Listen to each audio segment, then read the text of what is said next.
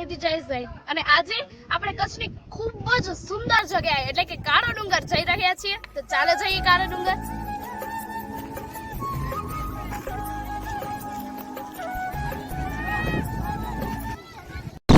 અહીં પર ચુંબકીય ક્ષેત્ર એટલે કે મેગ્નેટિક ઝોન આવેલું છે.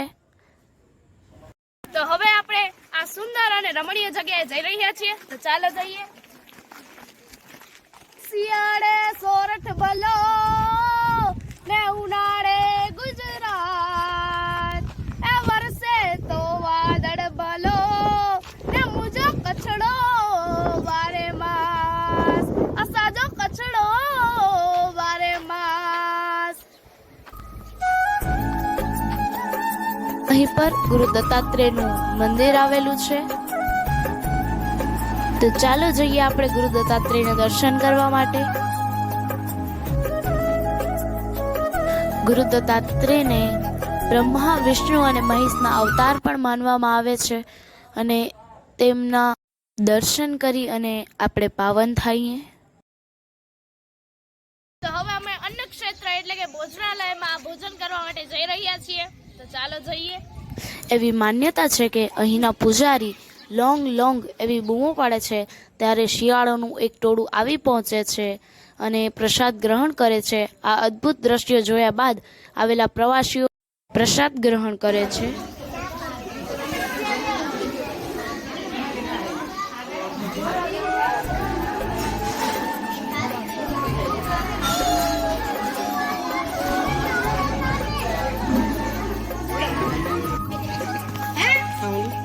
અહીં પર આપના રહેવા માટે અતિથિ ગૃહ પણ આવેલ છે.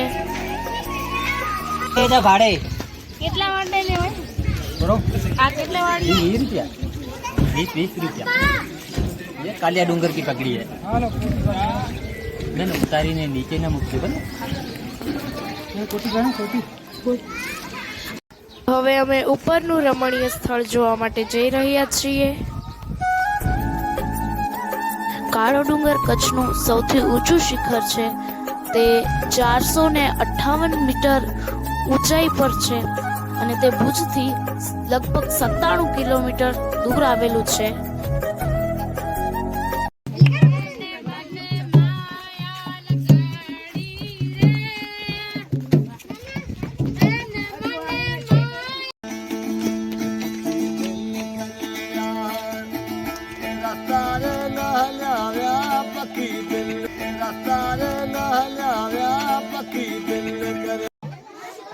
તો હવે આપણે સનસેટ પોઈન્ટ પર આવી ચૂક્યા છીએ.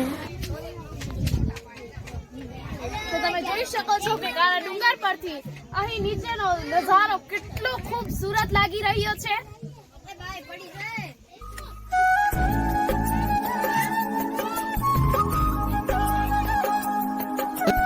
વર્ષા ઋતુ ચાલી રહી છે અને કાળા ડુંગરનું નીચેનું હરિયાળું દ્રશ્ય ખૂબ જ અદ્ભુત લાગી રહ્યું છે.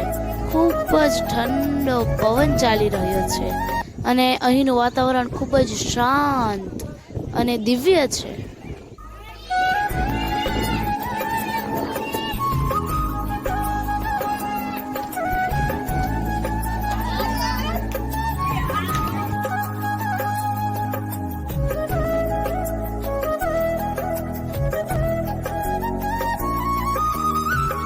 અહીંથી પાકિસ્તાન બોર્ડર પણ દેખાઈ રહી છે.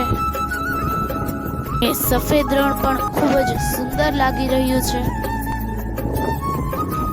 ત્યારે જ કચ્છના લોકો કહે છે કે કચ્છડો યાદ કરિયા મુજી બોલે જીવાટુ નેરિયા, કચ્છડો યાદ કરિયા મુજી બોલે જીવાટુ નેરિયા, આયલડી મુજી માં કચ્છડો યાદ કરિયા, જી જલડી મુજી માં કચ્છડો યાદ કરિયા.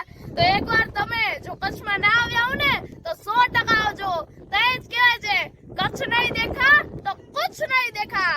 જય જય ગરવી ગુજરાત.